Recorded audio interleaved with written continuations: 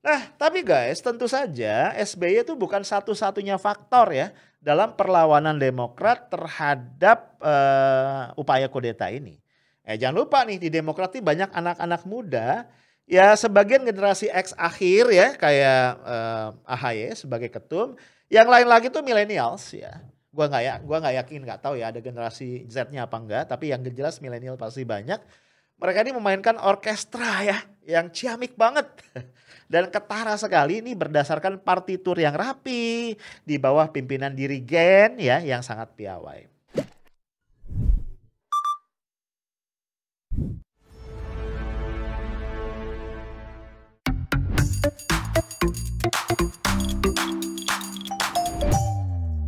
Hai guys, gua kembali nemenin lu ya di hari ini malam minggu loh guys, di highlight edisi Sabtu 6 Februari 2021. Nggak terasa ya weekend lagi.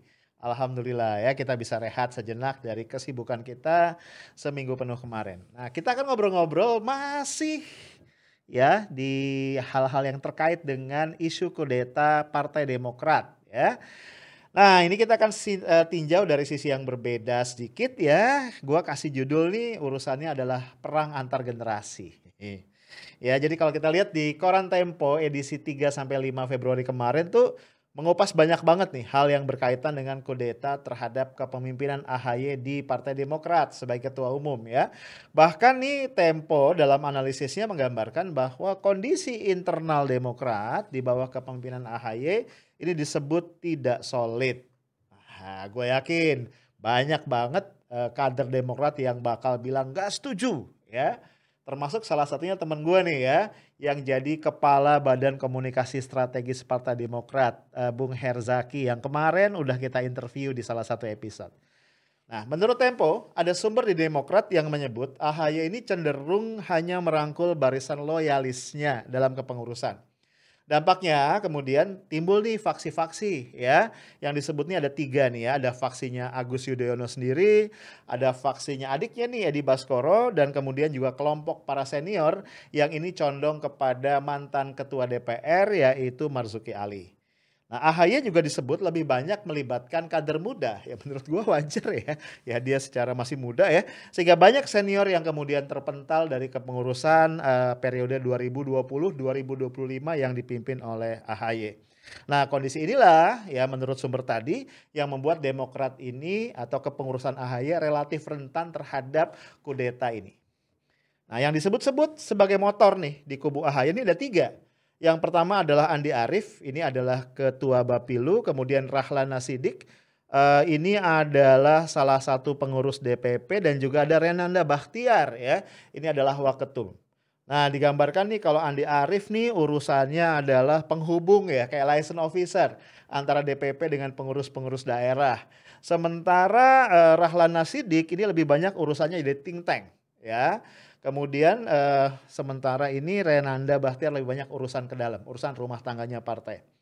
Nah, Renanda Bakhtiar, Wasekjen ini membantah adanya faksi-faksi.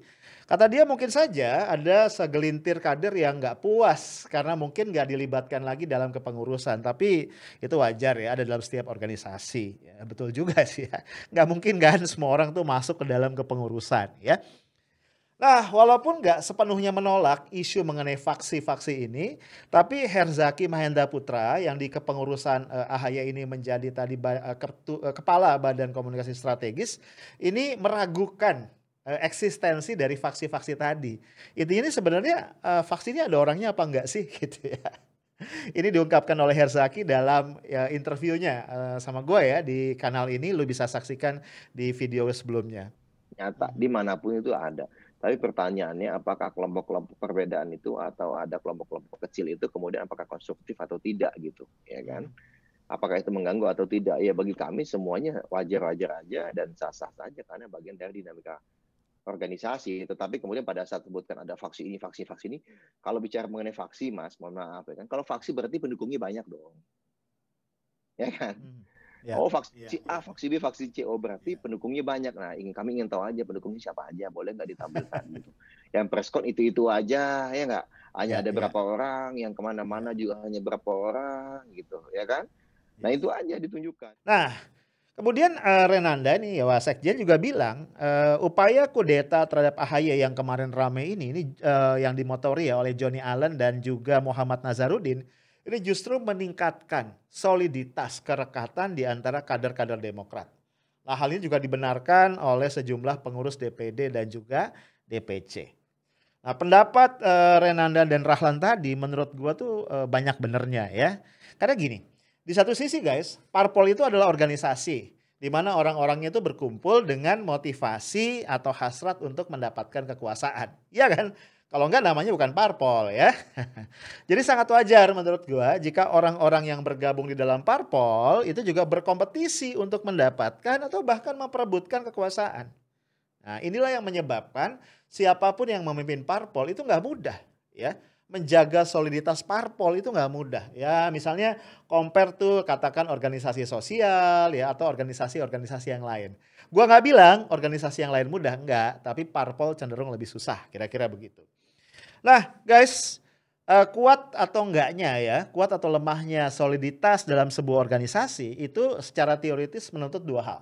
Oke. Yang pertama adalah interaksi sosial yang terbuka dan intens di antara para kader atau anggota ya kalau organisasi secara umum. Yang kedua itu adanya common values, adanya nilai-nilai bersama yang kuat. Nah, biasanya kalau kita bicara common values, ini peran founder ya atau para founders kalau ada beberapa, ini sangat dominan nih di dalam menginjak nilai-nilai terutama pada tahap-tahap pendirian. Berarti kalau kita bicara Partai Demokrat ya, peran Pak SBY ya, yang kalau istilahin di perusahaan ini kayak pemegang saham mayoritas gitu, itu besar banget dalam menginjeksi values tadi. Nah guys, itu satu sisi ya. Nah, di sisi lain, hampir semua organisasi saat ini menghadapi kesenjangan antar generasi. Yang lazim juga disebut sebagai generation gap. Ya, lu bayangin nih dalam beberapa kasus tuh di satu organisasi itu ada 4 generasi sekaligus. Ya, ada generasi yang kita sebut sebagai baby boomers. Ini kelahiran 40-an sampai 60-an, gampangnya gitu ya. Kemudian ada generasi X, ini kelahiran 60 sampai 80-an, ya. Kemudian generasi Y atau lazim disebut millennials. Ini 80 sampai awal tahun 2000-an. Dan terakhir adalah generasi Z. Ini yang kelahiran 2000-an ke sana. Jadi kalau kita lihat guys, ini udah campur aduk nih ya dalam satu organisasi. Kan sekarang udah tahun berapa nih? 2021. Jadi lu bayangin nih ya, anak-anak kelahiran tahun 2000 awal itu udah mulai dewasa nih sekarang. Ya, kalau di bisnis itu udah mulai pada kerja ya, atau bahkan mungkin udah mulai masuk ke politik, bisa jadi kan gitu ya. Nah, secara umum juga nih guys, di banyak organisasi, mungkin termasuk parpol ya, gue juga nggak tahu. Proporsi generasi Y dan Z ya, yang dua generasi yang paling muda ini semakin dominan. Kalau di politik gue belum tahu ya, tapi kalau di angkatan kerja ya, di para pekerja itu proporsinya di 2020 itu di worldwide ya, di seluruh dunia kira-kira rata-rata 75%. Di Indonesia juga kayaknya angkanya nggak jauh beda. Nah, of course kemudian dalam organisasi apapun potensi konflik internal itu jadi gede guys. Ya, lu bayangin karena gini. Generasi baby boomers dan X pada satu sisi ini memang rada-rada mirip. Nah ini mereka beda banget ya. Cara mikirnya, cara berperilaku, preferensinya, valuesnya dengan generasi di bawahnya nih ya. Milenial sama Z yang punya banyak kemiripan ya walaupun juga perbedaannya banyak. Nah apalagi nih guys kompleksitas itu bertambah nih ya. Kenapa? Karena gini tadi ya generasi X dan generasi baby boomers ini memang tambah sedikit. Tapi banyak di antara mereka tuh masih pegang posisi-posisi kunci. Nah, sementara yang di bawahnya itu sudah lebih muda. Akan semakin kompleks kalau kebalik ya. Di beberapa organisasi anak-anak muda itu sudah jadi pemimpin, sementara di bawahnya ini bisa jadi generasi yang lebih tua. Ya tadi kan konteksnya misalnya ada tanda kutip curhatan atau keluhan ya. Bagaimana AHY misalnya itu ternyata lebih banyak melibatkan orang-orang muda dalam kepengurusan dia. Artinya kader-kader yang sudah jauh lebih senior itu berada di bawah kepemimpinan dia kan gitu ya. Nah ini bisa dipahami ya karena AHY ini dia masih generasi X ya karena usianya sekarang 40 awal ya. Kalau gua nggak salah ya atau 39. Nah itu ada di penghujung ya. Di ujung generasi X sudah masuk di awal generasi Y gitu loh ya. Jadi wajar kalau temanannya tuh sama anak-anak muda gitu ya. Nah Jadi guys, sebenarnya dengan gambaran tadi, kita nggak susah nih ya memahami dinamika internal di Demokrat. Yang digambarkan dengan agak lebay tadi oleh majalah Tempo, itu apa namanya, dibilang ada bara di dalam Demokrat. Gue sih nggak ngelihatnya kayak gitu ya, ini dinamika internal yang biasa. Nah cuma hal yang biasa ini jadi kacau nih guys, kalau kemudian dimanfaatkan oleh orang luar gitu ya, untuk masuk, menunggangi dan bikin ricuh. Ini yang kita sesalkan ya. Nah, kemudian juga faksionalisasi ya, itu juga keniscayaan dalam organisasi. Nah, pertanyaan berikutnya, tadi kan gue bilang faksionalisasi ini biasa. Apakah faksi-faksi yang ada itu ini bakal menguat dan kemudian mengarah jadi keterbelahan atau perpecahan, atau dia akan berhenti sampai sekedar apa? Keberadaan sejumlah peer group ya, peer group yang dibentuk karena sejumlah kesamaan. Ya, gue punya beberapa kesamaan nama lo, jadi gue ngegroup gitu kan, itu wajar banget kan? Ya dalam pergaulan apapun ya, even dalam partai politik. Nah, jadi apakah dia akan menguat jadi perpecahan atau sekedar ada keragaman peer group? Ini sangat tergantung pada beberapa hal ya gue bilang ya. Ada kondisi internal, ada kondisi eksternal. Tadi kondisi eksternal nih, kalau ada kekuatan asing masuk ya kan, memanfaatkan kondisi ini, ngomporin ya, jadi tuh perpecahan. Nah dalam konteks ini, keterlibatan tanda kutip orang dalam lingkaran istana ya, yang ditengarai adalah KSP Muldoko itu disesalkan ya oleh banyak pihak. Nah kembali ke faktor internal. Faktor yang paling berpengaruh guys itu adalah leadership, kepemimpinan. Sejauh mana pemimpin partai itu bisa menjalankan peran sebagai solidarity and solidity maker. Ya, pihak yang membangun solidaritas dan juga soliditas. Dengan kata lain, sejauh mana si pemimpin, ya entah sebutannya ketum atau apapun itu, mampu membangun trust dan respect dari berbagai kelompok ya, orang-orang stakeholders yang ada di dalam organisasi atau dalam partainya. Nah guys, pemimpin partai yang efektif ya, itu akan menggunakan banyak sarana nih. Gak cuma satu ya.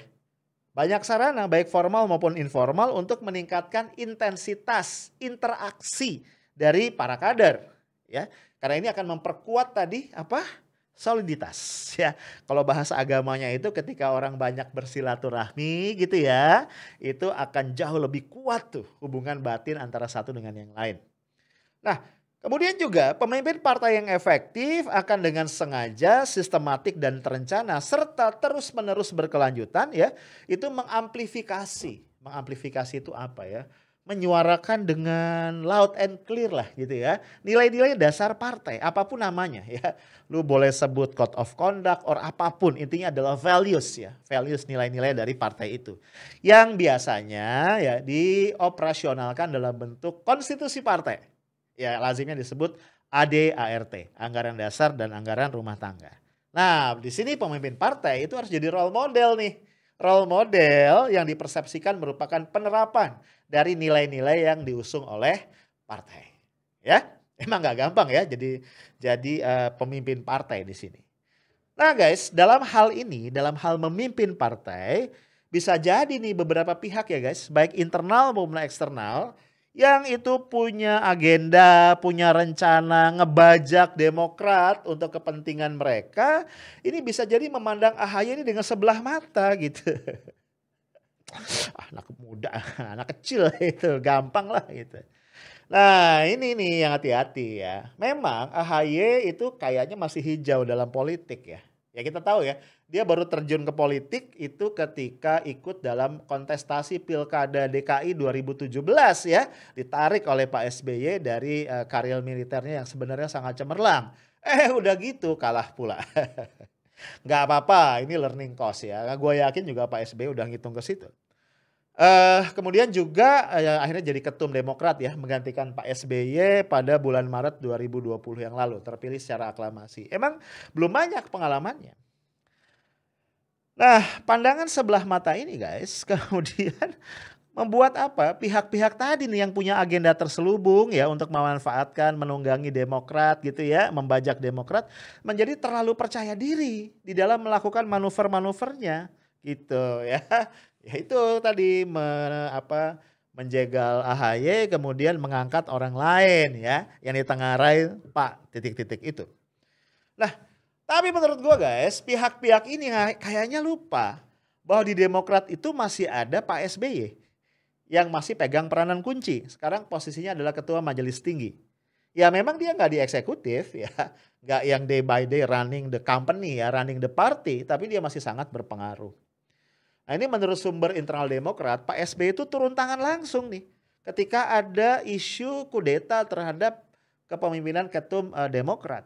Ya dia yang mendorong agar ada pertemuan pengurus pusat dan Pak SBY pula yang mengarahkan agar pengurus-pengurus daerah ya DPD, DPC itu diminta untuk membuat fakta loyalitas yang isinya itu ada 3 ya. Yang pertama adalah setia kepada partai dan kepada kepemimpinan AHY sebagai ketua umum. Yang kedua komitmen untuk melawan setiap gerakan yang bertentangan dengan aturan dan juga kode etik partai. Dan yang ketiga tetap solid di bawah kepemimpinan AHY untuk memenangkan pemilu yang akan datang. Dahsyat kan? Jadi sampai ada fakta loyalitas. Nah ini menurut sumber yang gua dapat ya. Hampir semua pengurus DPD dan DPC itu sudah setor tuh ya fakta loyalitas itu sebelum kemarin hari Senin AHY itu konferensi pers atau membuat pernyataan publik yang membuka ke publik ke kita semua tentang dugaan adanya kudeta tadi. Jadi udah disiapin banget gitu ya. Nah guys, ini lagian ya analisis gue ya yang bisa jadi sangat subjektif.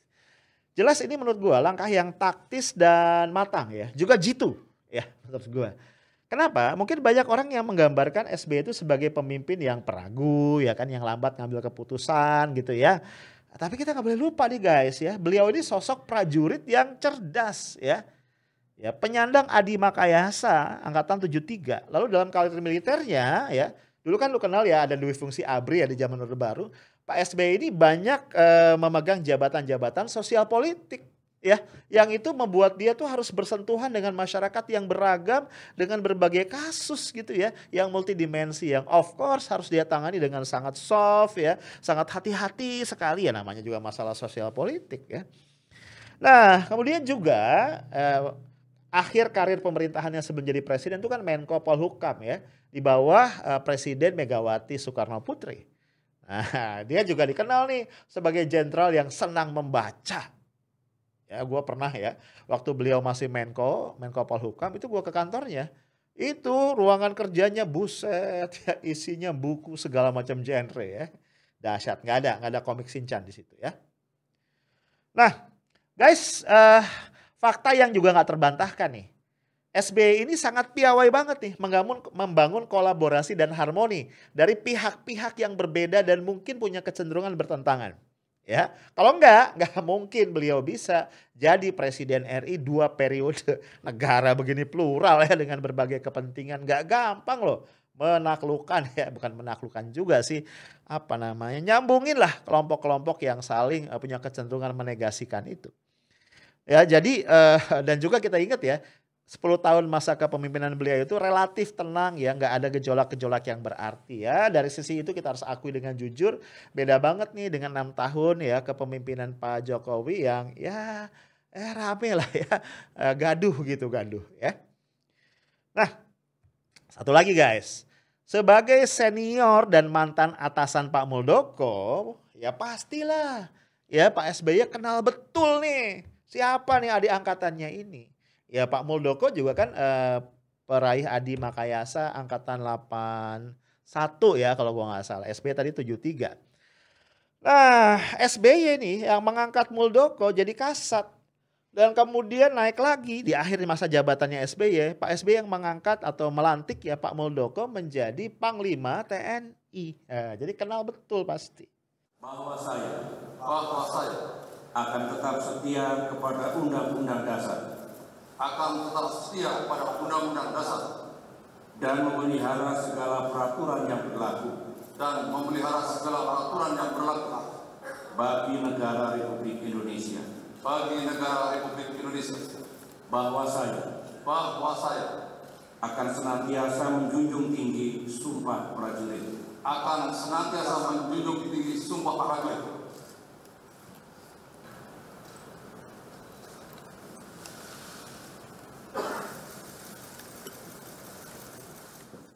Apalagi nih publik yang jahil, kemudian buka-buka nih file-file lama.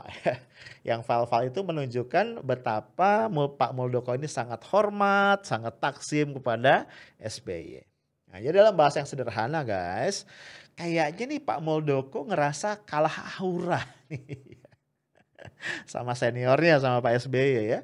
Ya akhirnya sebagian pihak nih yang menganalisis bahasa tubuh, bahasa nonverbal gitu kan. Ngelihat ini mungkin salah satu yang membuat kenapa Pak Muldoko itu terkesan gugup ya. Gugup dan ragu ya, menahan emosi gitu ya. Ketika konvers atau juga bikin pernyataan yang terkait dengan tadi tudingan-tudingan terlibat di dalam kudeta di Partai Demokrat.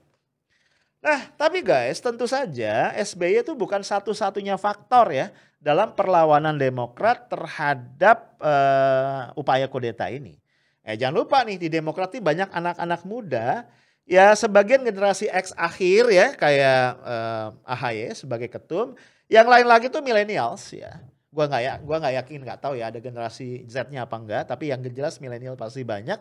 Mereka ini memainkan orkestra ya yang ciamik banget. Dan ketara sekali ini berdasarkan partitur yang rapi di bawah pimpinan dirigen ya yang sangat piawai. Ya sebut saja misalnya ada tahapan pemeriksaan terhadap laporan para kader yang sempat dikontak ya oleh pelaku-pelaku gerakan, ada pembuatan BAP, ada perintah ya direct gitu ya dari ketua umum atas arahan ketua majelis tinggi untuk bikin fakta loyalitas. Pernyataan publik AHY yang clear banget gitu ya. Dan juga tanggapan Demokrat atas konferensi persnya Pak Muldoko yang Senin malam. Ya, jadi langkah-langkahnya itu detail banget, teratur, terukur. Guys, ini langkah-langkah yang diperhitungkan dengan sangat matang gitu ya. Kemudian ini juga dibenarkan oleh Mas Herzaki di dalam interviewnya dengan channel ini kemarin ya. Nah ini dua hal yang saya tanyakan terkait dengan ini. Ini respon Demokrat ini memang respon yang sudah direncanakan Mas. Artinya kalau kita kan melihat nih kayaknya dicicil nih Mas sama Demokrat responnya ya. Ada satu-satu atau gimana? Sebenarnya apa sih gambaran Demokrat untuk merespon hal ini? Oke, pertama ini kan kita benar-benar kita hitung banget ya. Jangan sampai kemudian respon kita ini tidak tepat gitu. Awalnya kita pun berpikir apakah kita perlu melakukan konferensi pers atau tidak. Tetapi kemudian dorongan itu muncul bukan hanya dari kita, tapi juga dari teman-teman yang bertemu itu gitu.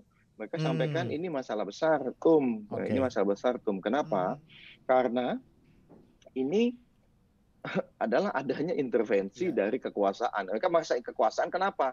Karena yang ditemukan oleh mereka ini adalah orang dekat dari Presiden Joko Widodo, itu satu gitu. Nah disitulah kita kemudian melihat langkah-langkah taktis anak muda yang mungkin saja mereka belum banyak pengalaman, tapi mereka bekerja out of the box gitu. Ya ibarat taktik dalam sepak bola gitu. Kayaknya mereka berpegang pada kredo bahwa pertahanan terbaik itu adalah menyerang. Ya guys, makanya kita bisa lihat banyak perbandingan nih ya. Misalnya gimana pernyataan publiknya AHY yang Senin pagi apa Senin siang gitu ya. Nah itu kalau kita bandingkan dengan dengan konversinya Pak Muldoko yang Senin malam ya. Kita lihat tuh ya, AHY Senin siangnya kayak apa. Ya lu bisa lihat. Menurut kesaksian dan testimoni banyak pihak yang kami dapatkan, gerakan ini melibatkan pejabat penting pemerintahan yang secara fungsional berada di dalam lingkar kekuasaan terdekat dengan Presiden Joko Widodo. Lebih lanjut, gerakan ini juga dikatakan sudah mendapatkan dukungan dari sejumlah menteri dan pejabat penting di pemerintahan Presiden Joko Widodo. Lu bandingin tuh dengan Pak Muldoko yang malang, ya. Saran saya ya, menjadi seorang pemimpin adalah seorang pemimpin yang kuat. Jangan mudah baperan, jangan mudah terombang-ambing dan seterusnya. Ya. Kalau nggak ada anak buahnya nggak boleh pergi kemana-mana ya diborgol aja kali ya. Gitu. Berikutnya kalau ada istilah kudeta itu dari dalam, masuk kudeta dari luar. Nah bahasa nonverbal, bahasa verbal dua orang yang amat beda ya. Yang satu tenang, firm, clear, sistematik, bahasa tubuhnya juga tegas gitu. Yang satu nih kayak gugup ya. gugup ya, Pak Muldoko ini gugup dan juga menahan emosi. Ya apalagi ya sebelum konvers itu sudah ada serangan-serangan kecil nih. Ya kan, lu ingat ya misalnya Andi Arief yang nyebut nama Muldoko karena AHY kan di konversnya nggak nyebut nama Muldoko. Kemudian ya klaim Muldoko ya saat dia konvers yang bilang bahwa pertemuan itu di rumah dia, orang datang ke rumah dia, dibantah kan ya oleh Rahlan Nasidik di medsos dengan bahasa yang sangat-sangat tegas gitu ya. Nah guys, belum lagi nih. Hooknya adalah apa? Tanggapan Demokrat resmi atas konversnya Pak Muldoko yang disampaikan oleh Herzaki sebagai jubir. Itu videonya beredar sangat luas. Itu juga sangat detail ya. Kalau kita bayangin itu memreteli satu persatu pointers dalam statement konvers Pak Muldoko yang Senin malam. Untuk itu, atas nama Partai Demokrat, saya perlu memberikan tanggapan atas pernyataan KSP Muldoko. Pertama, pertemuan antara KSP Muldoko dan beberapa kader Demokrat tidak dilakukan di rumah, melainkan di luar rumah. Kedua, kedatangan kader Demokrat dari daerah ke Jakarta dilakukan secara terstruktur dan sistematis oleh para pelaku gerakan. Ada yang mengundang, membiayai tiket pesawat, menjemput di bandara, membiayai penginapan, termasuk konsumsi. Nah kalau gue lihat guys akhirnya ini kesimpulannya Pak Muldoko ini memang seolah masuk ke dalam perangkap ya. Ya sukar berkelit, sukar mengelak gitu ya. Sehingga bisa dipahami nih kalau kemudian beredar kabar Pak Jokowi menegur keras KSP dan meminta Pak Muldoko menghentikan segala kegaduhan yang terkait dengan ya ini isu kudetanya Demokrat. Nah ini ada teman-teman ya biasa suka jahil ya. Jurnalis, teman-teman analis yang berspekulasi. Again ya namanya spekulasi ya, belum tentu berdasarkan fakta. Spekulasinya gini, ini Pak Muldoko dimarahin Pak Jokowi kan, Pak Jokowi marah atau menegur keras Pak Muldoko. Ini karena melihat perilaku Pak Muldoko itu bertentangan dengan etika dan fatsun politik, artinya itu salah, or karena yang dilakukan Pak Muldoko ketahuan. Ini orang jahil aja biasa ya. Nah guys, ke depan nih kayaknya kita masih akan melihat ya perkembangan yang menarik dari kasus ini. Gua ingat ya ada orang bijak yang bilang gini, anak-anak muda ya katakanlah AHY and the gang lah gitu ya. Itu memang miskin pengalaman ya. Tapi para politisi muda seperti ini kaya masa depan. Sementara orang-orang senior ya, Pak Muldoko ya dan teman-teman yang satu angkatan atau lebih tua dari beliau itu memang kaya banget sama pengalaman. Tapi ya para politisi tua, para politisi senior itu harus mengaku bahwa mereka miskin masa depan. Dan kita berjalan ke masa depan bukan berjalan ke masa lalu. Itu aja guys ya, stay tough, smart and professional. Assalamualaikum warahmatullahi wabarakatuh.